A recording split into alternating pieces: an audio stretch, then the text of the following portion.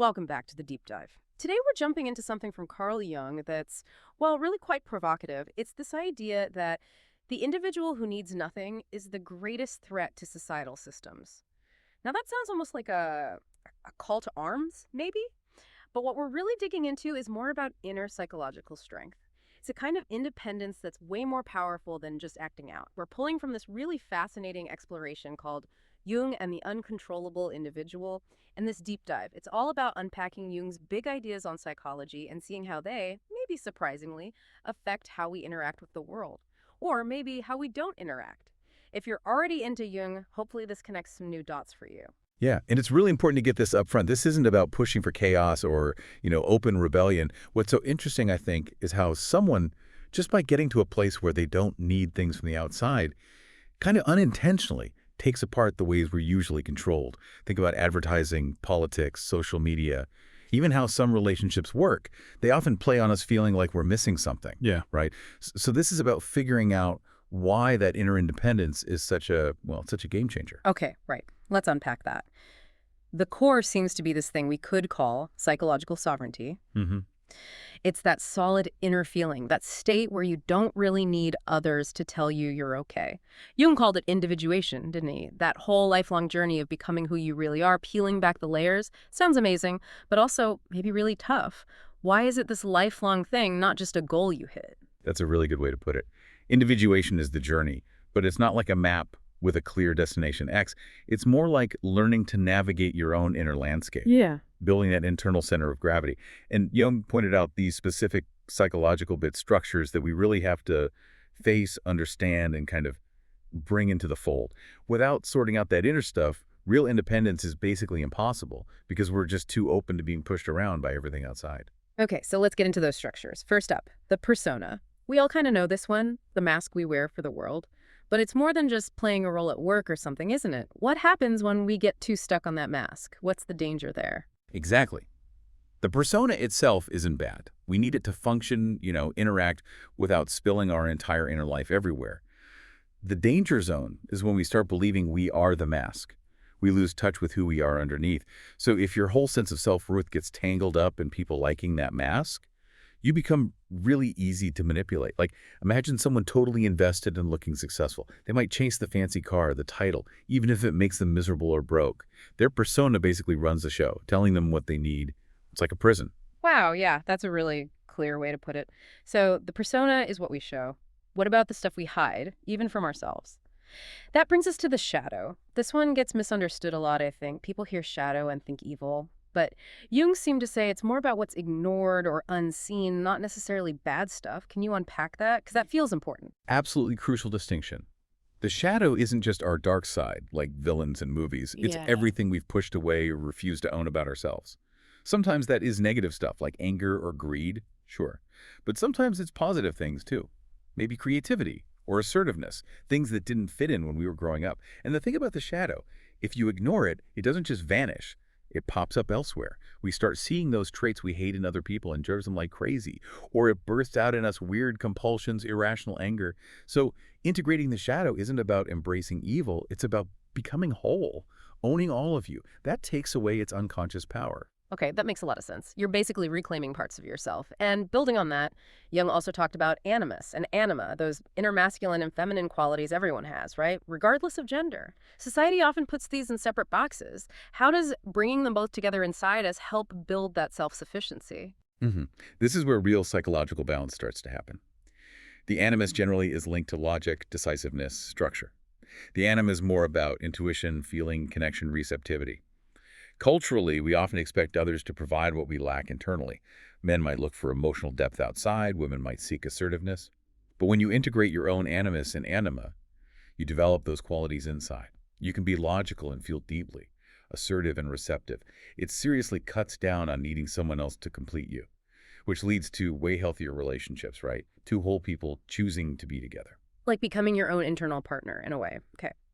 And all these parts, persona managed, shadow integrated, animus anima balanced, they lead towards the self. This sounds like the peak, the ultimate goal of individuation. That deep connection to your whole psyche, your true center. You called it the zenith of psychological sovereignty. It sounds amazing, almost perfect. But what are the real struggles in getting there and staying there, especially today? That's the million-dollar question, isn't it? The self isn't about ego, like being full of yourself. It's the center that holds everything else together, beyond the ego. It's your inner compass. Getting there is usually a big journey, often involving things like that midlife crisis Jung talked about when the old masks just don't work anymore, and you have to look deeper. The big challenge today, we're constantly bombarded. Define yourself by your job, your stuff, your online profile. Staying connected to the self means needing ongoing effort, introspection, sometimes just tuning out the noise to hear that quieter inner voice. And when you operate from that place, external systems, validation, pressure, they just don't have the same grip. Your guidance comes from inside. Which brings us right back to the core idea. How does this person, this individuated person who needs nothing, become a threat? It's not like they're picking fights, right? It's something else. It's Not aggressive. It's more like a quiet refusal to play the game by the usual rules. They just aren't easily pushed around because the typical control levers, fear, shame, needing approval, feeling like you lack something, they don't really work on someone who's integrated. They're not running on those unconscious needs anymore. Let's look at specifics. The economy, for instance. Modern consumerism pretty much runs on making us feel we're not enough, right? Buy this, then you'll be happy complete.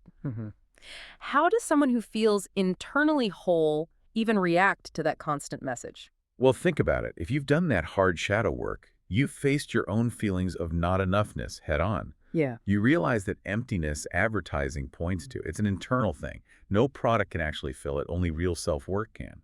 So when an ad promises happiness or completion, it just falls flat. It doesn't connect because they aren't operating from that place of perceived lack anymore. They'll buy something if it's genuinely useful, sure, but not because they think it will magically fix something inside.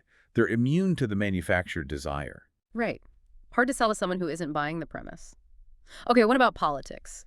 Governments, political movements, they often play on fear or offer themselves as the solution, the savior. Stick with us, we'll fix everything. What happens when someone isn't looking for an external savior? They're much harder to sway with fear tactics or grand promises because they've developed that inner authority, the self. They tend to take more personal responsibility for their own well-being and can think more critically about messages they receive. They understand that real security isn't just about what politicians do, it's also about inner resilience, community, taking action themselves. They're not just passively waiting to be rescued, so they might vote or act based on deeper principles, not just the loudest promises or scariest warnings. Makes them unpredictable. And then there's the big one today, social media.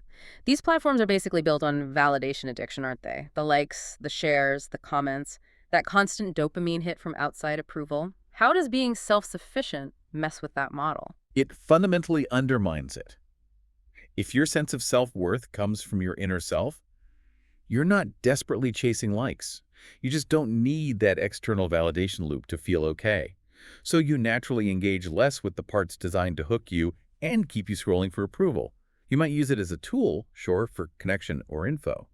But it's not defining you. You can kind of watch the whole frantic validation dance without needing to jump in, which means you're not feeding the algorithm in the same way. You're less exploitable. Less data, less engagement time. Yeah, I can see how that's disruptive. Okay, finally, relationships. This idea that you need someone else to be whole, the completion myth, it's everywhere. It really is. Yeah. But think about conscious partnerships, where two genuinely whole, individuated people get together.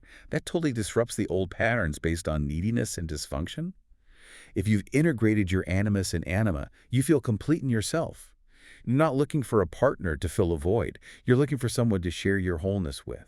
That leads to much healthier, more authentic connections, less codependency, less projection, less expecting the other person to meet all your deep psychological needs.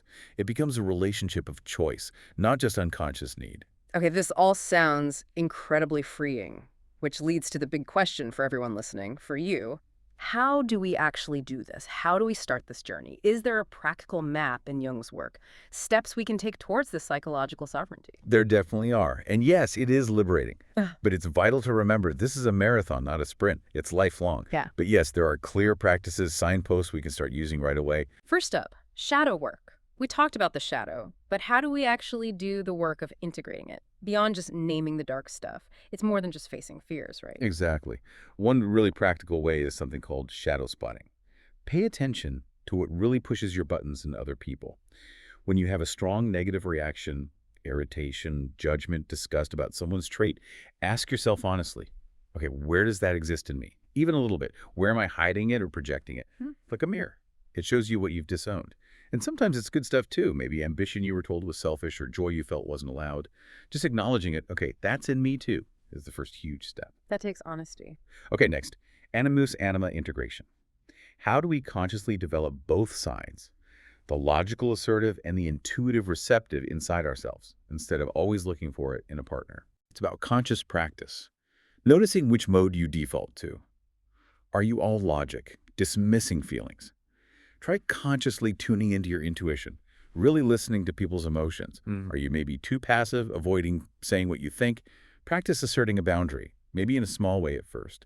It's like strengthening a muscle you haven't used much. It's about building that internal dialogue, listening to both your logical side and your feeling side, so you become your own balanced advisor. Okay, building internal balance. Then, persona recognition. We know the mask exists, but how do we loosen its grip? Stop needing it so much for our identity. Let the real self peek through more. It's about consciously choosing not to wear the expected mask sometimes. Experimenting. Maybe that means saying what you really think in a meeting where you usually just agree. Yeah. Or maybe pursuing a hobby that doesn't fit your professional image. Feels uncomfortable at first, but it's about realizing you are not the role you play. The aim isn't to ditch the persona completely we need it sometimes. It's about making it more flexible, more transparent, so the real you can actually choose when and how to use it instead of being trapped by it. Choosing the mask, not being worn by it. I like that. Okay, last one. Self-connection. After working on persona, shadow, animus anima, how do we actually connect with that deeper center, the self, especially when life is so noisy? Jung had suggestions. Paying attention to dreams was a big one.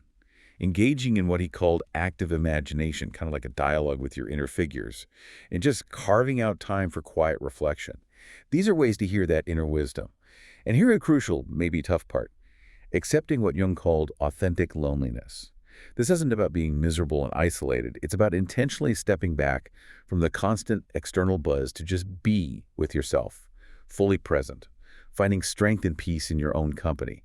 Not because you can't connect, but because that solitude becomes the source from which you connect more authentically later. It's a powerful space for growth. Wow. Okay, so wrapping this all up, it seems the individual who needs nothing is dangerous to systems of control, precisely because they can't be easily hooked by fear or the need for validation or endless mourning or just blindly following authority. It's like an internal firewall against manipulation. Absolutely. And Jung really saw individuation as this incredible opportunity, but also the biggest challenge we face is the journey to becoming fully, authentically you, immune to those external systems of control. And the way that influences the world isn't through force, but through the quiet power of just being authentic. That itself can be incredibly inspiring. It's true psychological freedom. Really powerful ideas to sit with. So, as you go about your day after listening to this, maybe just notice what's the first mask you catch yourself putting on? Could be in a small interaction or how you present yourself somewhere. And maybe think what's one tiny authentic thing you could do or say instead? Even if it feels a bit weird, how might exploring that edge just a little ripple outwards into your own feeling of freedom and independence? Something to think about. Thanks for diving deep with us today.